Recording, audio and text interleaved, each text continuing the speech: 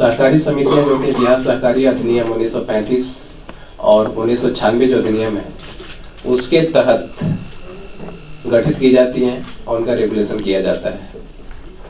सहकारी समितियां जो होती हैं किसी भी उद्देश्य से गठित की जा सकती हैं, कोई भी इसके सदस्य हो सकते हैं। बहुत ही लिबरल इसका स्ट्रक्चर दिया गया है और आज के दिन कोई भी गतिविधि सहकारी समितियों के माध्यम से हो सकता है।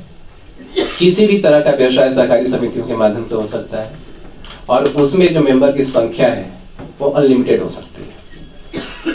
मुख्य रूप से जो हम लोग काम कर रहे हैं अभी बिहार में, उसमें कुछ महत्वपूर्ण सहकारी समितियां हैं, उसके बारे में हम बताएंगे।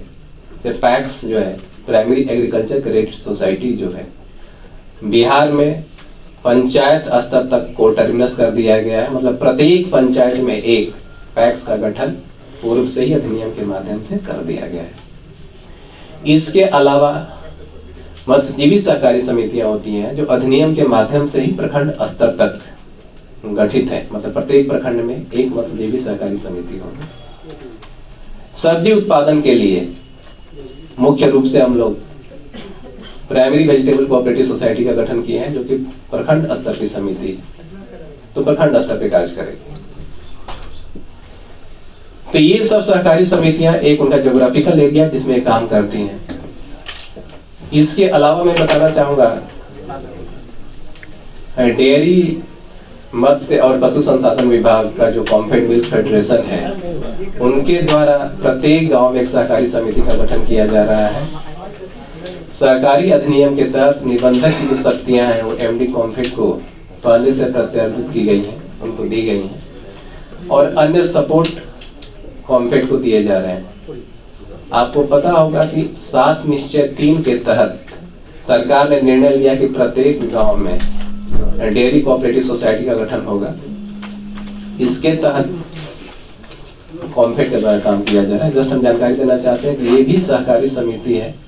तो इस तरह से आज कुल सहकारी समितियों की संख्या बिहार में लगभग 28,000 है। निकट भविष्य में ये संख्या बढ़कर के बहुत ऊपर जाएगी, क्योंकि जो मुझे जानकारी है कम से कम 40,000 सोसाइटी तो कॉम्फेड की ही होगी, जो मिल्क प्राइमरी मिल्क सोसाइटी जो होंगी। और इसके अलावा विभिन्न उद्देश्यों से भी समितियों के गठन किए जा रहे हैं। शहद के उत्पादन के लिए, प्रोसेसिंग के लिए भी काम सरकार की प्राथमिकता में है। आज के डेट में 144 प्राइमरी शहद उत्पादक समितियां हैं जो कि प्रखंड स्तर पे हैं। सभी प्रखंडों में उसको गठन करने का निर्णय है। इस पे काम सरकार करेगी। इसके अलावा मखाना उत्पादक समितियां भी प्रखंड स्तर पे गठित हो रही हैं। करीब 44-45 समितियों का गठन हुआ है और करीब 12-13 जिले हैं जहाँ पे मखाना का उत्पादन होता है। तो उन प्रखंडों में भी मखाना उत्पादक समितियों का गठन होना है। सरकार का उद्देश्य है कि जो भी जितने तरह के रोजगार के अवसर हो सकते हैं रूरल इकोनॉमी में, हम लोग सहकारी समितियों के माध्यम से सहकारिता विभाग हर संभव प्रयास करे और रोजगार सृजन में बिहार के विकास में हम लोग अपना योगदान दे सकें। इसके लिए लगातार प्रयास किए जा रहे हैं। इस तरह से समितियों के माध्यम से हम लोग काम कर रहे हैं और इसके अलावा कुछ अन्य समितियां भी होगी जिसमें हम लोग काम करेंगे। तो पहला तो ये हो गया समितियों के बारे में। दूसरा, सहकारिता विभाग का एक महत्वपूर्ण अंग है सहकारी बैंक। सहकारी बैंकों में भी क्रेडिट की सुविधा उपलब्ध कराने के लिए लगातार प्रयास किए जा रहे हैं। सहकारी बैंकों में जो डिपॉजिट मोबिलाइजेशन का कार्य है ये प्राथमिकता में है। 2 जिले छपरा और दरभंगा में चूंकि बैंक पहले थे लिक्विडेट हो गए थे, तो बैंक के गठन की कार्रवाई प्रक्रियाधीन है। समितियों का निबंधन करा दिया गया बैंक के लिए, जो समिति आगे चल के बैंक में कन्वर्ट होती है और बाकी नाबार्ड से और आरबीआई से लाइसेंस लेने की प्रक्रिया चल रही है। सहकारी बैंकों को मजबूत करने के लिए एक सरकार का बहुत बड़ा कार्यक्रम है जिसमें सहकारिता में सहकार हम कहते हैं उसको। इसके तहत सहकारी बैंकों का लेन देन सहकारी समितियों के साथ आपस में बढ़ाने का प्रयास सरकार कर रही है। इसमें महत्वपूर्ण समिति जो है पैक्स के अलावा डेयरी कोऑपरेटिव सोसाइटी है, दुग्ध समितियां जो हैं। तो दुग्ध समितियों की संख्या बहुत बड़ी है, रोजगार इनके डेली के बहुत ज्यादा है। उस हिसाब से कोऑपरेटिव बैंकों का ये प्रयास है कि इन समितियों के खाते कोऑपरेटिव बैंक में खोल करके उनके साथ लेन देन को बढ़ावा दिया जाए। आपको हम जानकारी देना चाहेंगे माननीय मंत्री महोदय द्वारा और डेयरी मत्स्य पशु संसाधन विभाग के माननीय मंत्री महोदय द्वारा कल कोऑपरेटिव बैंक और कॉम्फेड के बीच एक एमओयू का सिग्नेचर होगा। उसमें माननीय मंत्री महोदय लोग की अध्यक्षता में ये होगी। तो ये काम प्राथमिकता में है। लक्ष्य यही है कि हर तरह से कोऑपरेटिव बैंकों की गतिविधियों को बढ़ाया जाए। सरकार के स्तर से भी कोऑपरेटिव बैंकों के क्रेडिट को बढ़ाने के लिए कई तरह के सपोर्ट दिए जा रहे हैं। जो बैंक जहां पर वीक हो रहे हैं उसको भी हम लोग वित्तीय सहायता देकर के उसकी स्थिति को मजबूत करने की कोशिश कर रहे हैं। बेसफेड का नाम मैंने लिया। बेसफेड चूंकि पिछले वित्तीय वर्ष में यह निर्णय लिया गया था कि प्रत्येक प्रखंड में सब्जी सहकारी समिति का गठन होगा।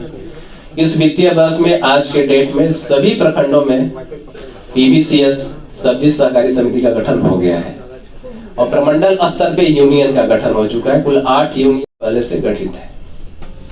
तो ये भी हम लोग की प्राथमिकता में है। आज कुल 114 प्रखंडों में हम लोग पीवीसीएस को आधारभूत संरचना के लिए राशि दे चुके हैं। काम उन पर तेजी से चल रहा है। मुख्य रूप से इनको हम लोग उत्पादन में सपोर्ट कर रहे हैं। उत्पादन के बाद जो मार्केटिंग की व्यवस्था होती है प्रखंड से लेकर के जिला और राज्य स्तर तक करने की व्यवस्था कर रहे हैं। कोल्ड चेन की भी व्यवस्था हो रही है और राज्य के बाहर भी सब्जी को भेजने के लिए बेचने की व्यवस्था करने का काम हम लोग कर रहे हैं। इसके अलावा हम लोग कुछ और फेडरेशन फ्यूचर में गठित करने वाले हैं। जैसे कि बिस्कुमान आपको पता है मल्टी स्टेट कोऑपरेटिव सोसाइटी हो गई। तो ये बिहार और झारखंड दोनों में काम कर रही है। तो हम लोग के कंट्रोल से अब वो केंद्रीय निबंधक के कंट्रोल में चली गई है। तो इसको देखते हुए राज्य का एक मार्केटिंग का फेडरेशन गठन करने की आवश्यकता महसूस हुई। सरकार ने इस पर निर्णय लिया है और मार्केटिंग फेडरेशन के गठन की प्रक्रिया चल रही है। कुल करीब 5-6 प्रमंडलों में मार्केटिंग यूनियन का गठन हो चुका है। बाकी प्रमंडलों में करके अब मार्केटिंग फेडरेशन का हम लोग गठन करेंगे। दूसरा कि फिशरी सोसाइटी जो प्राथमिक सोसाइटी है प्रखंड स्तर पे जो मैंने बताया, इनका फिर प्रमंडल स्तर पे एक यूनियन बनेगा जिसको सेंट्रल सोसाइटी कहते हैं। उसके बाद राज्य स्तर पे एक फिश फेडरेशन का गठन होना है। तो इस पर भी फिशरी डिपार्टमेंट के साथ मिलकर के हम लोग बायलॉज को शेयर करके उनका मंतव्य लेकर के आगे की कार्रवाई करेंगे। इस पे काम चल रहा है। और कुछ अन्य सेक्टर में भी हम लोग फेडरेशन के गठन करने की कार्रवाई करेंगे। तो मुख्य रूप से ये है जो कि सोसाइटी के स्ट्रक्चर, फेडरेशन के स्ट्रक्चर के बारे में मैंने बताया। इसके अलावा विभाग की जो योजनाएं चल रही हैं, मुख्य रूप से हम लोग की जो प्राथमिकताएं है उसको कुछ बताएंगे। हमें धान अधिप्राप्ति है। धान अधिप्राप्ति 28 फरवरी तक किसानों से होना है। हर तरह के प्रयास इसमें किए गए और इसका मिलिंग जो होना है जून के एंड तक होना है। उपलब्धि का प्रतिवेदन आपको दिया गया है। फसल सहायता योजना जो है उसके तहत किसानों से आवेदन लिए जा रहे हैं। रबी में अभी आवेदन की प्रक्रिया चल रही है। पिछले क्रॉप्स के जो आवेदन आए हैं उसके सत्यापन की प्रक्रिया चल रही है। पैक्सों में आधारभूत संरचना के लिए हम लोग गोदाम का निर्माण कराते हैं। इस वित्तीय वर्ष में करीब 180 करोड़ की योजना स्वीकृत हुई थी। 275 समितियों में गोदाम निर्माण की योजना प्रक्रियाधीन है। तो बिहार एक ऐसा राज्य है जो कि अपने निधि से पैक्सों में गोदाम निर्माण की योजना बहुत पहले स्वीकृत किया था और आज की तिथि में करीब 17 लाख MT कैपेसिटी का निर्माण गोदाम का पैक्सों के तहत हो गया है। इसके अलावा भारत सरकार की प्राथमिकता है जो कि समितियों को हम लोग को देना है। इसमें से महत्वपूर्ण एक प्राथमिकता है कि सभी पैक्सों को मल्टी सर्विस सेंटर के रूप में डेवलप किया जाए। मल्टी सर्विस सेंटर करने का मतलब कि केवल पैक्स क्रेडिट का काम ना करके बाकी हर तरह की गतिविधि करेगा। इसमें करीब 25 से 30 तरह की गतिविधियां हैं, उससे भी ज्यादा हैं जो कि पैक्सों में किए गए हैं। इसके तहत पैक्सों के बायलॉज को संशोधित करके उनको मल्टी सर्विस एक्टिविटी करने के लिए प्राधिकृत किया गया। और आज के डेट में जो महत्वपूर्ण काम पैक्सों के माध्यम से हो रहे हैं, पहले से जो ट्रेडिशनल काम थे उसके अलावा, उसमें मैं बताना चाहूंगा कि पहले पैक्सों को कंप्यूटरीकृत किया जा रहा है। करीब 4477 पैक्सों का कंप्यूटरीकरण हो गया है।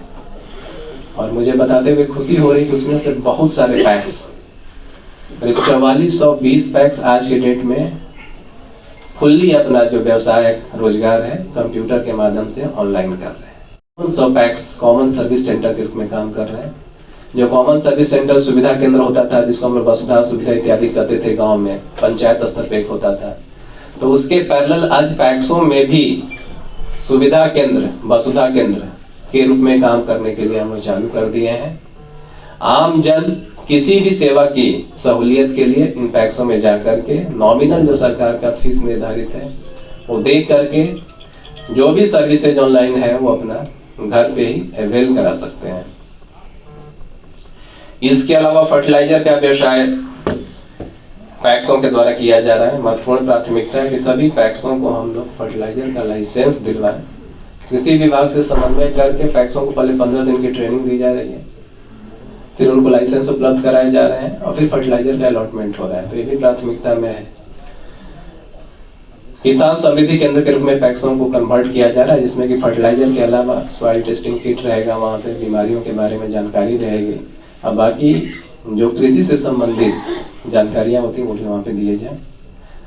जन औषधि केंद्र के रूप में पैक्सों को स्थापित किया जा रहा है। कुछ पैक्स इसमें अभी तक काम चालू कर चुके हैं। तो इस तरह से बहुत सारी सर्विसेज हैं जो कि पैक्सों के माध्यम से हम लोग दे रहे हैं। बाकी डिटेल रिपोर्ट आपके पास है और मैं माननीय मंत्री महोदय से अनुरोध करूंगा कि कुछ महत्वपूर्ण बातें विभाग के बारे में प्राथमिकता आपको बताएंगे।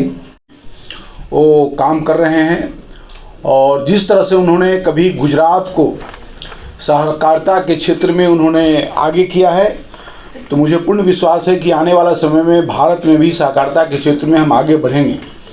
उसी क्रम में बिहार में भी सहकारिता का बहुत सारे संभावनाएं दिख रही है और हमारे विभाग के सारे पदाधिकारी, सारे अधिकारी सब लोग मिल करके इस काम में हम लोग लगे हैं। अभी हमारे सचिव महोदय ने कहा कि अभी मुख्य रूप से धान अधिप्राप्ति का सीजन चल रहा था, उसमें हम सब लोगों ने करीब मैं 22-23 जिलों में जा कर के धान अधिप्राप्ति की समीक्षा की है, सब लोगों से जानकारी ली है कैसे कैसे चल रहा है। और आप सब लोग की जानकारी के लिए कि धान अधिप्राप्ति में अभी हम लोग करीब 79% हम किसानों से धान अधिप्राप्ति किए हैं और करीब 64 करोड़ रुपये किसानों के खाते में हम लोगों ने उनको दिया है। और जो 36 लाख कीमती था धान अधिप्राप्ति में, उस क्रम में हम लोग 6,879 समिति के माध्यम से 4,88,000 किसानों से 29,022 लाख मैट्रिक टन धान की अधिप्राप्ति की है। तो कुछ लक्ष्य का 79% हमने धान की अधिप्राप्ति की है। उसी तरह से अभी हम लोग अहमदाबाद गए थे, तो उसमें माननीय अमित शाह जी का कहना था कि 50-50 लोगों की टीम हम लोग गुजरात में जाकर के जो सहकारिता विभाग से जितने भी सेंटर चल रहे हैं वो सब जगह जाकर के हम लोग भ्रमण करेंगे, उसको देखेंगे कि वहाँ किस तरह से सहकारिता के माध्यम से लोगों को रोजगार मिल रहा है और फिर हम लोग आकर के बिहार में भी उस काम को हम लोग करना चाहेंगे। उसी तरह से रोजगार के क्षेत्र में और ख़ास करके यहाँ वो गोडाउन जो हम लोग कहते हैं धान अधिप्राप्ति करने के बाद जो हम लोग यहाँ रखते हैं, तो वो करीब हम लोग कहाँ है भंडार, तो बिहार राज्य भंडार निगम का 53 भंडार गृह है यहाँ पर, जिसकी भंडारण क्षमता करीब 7.77 लाख मैट्रिक टन है। तो हम लोग भंडारण के क्षेत्र में भी काम कर रहे हैं और 3 राष्ट्रीय सहकारिता समितियां बनी है।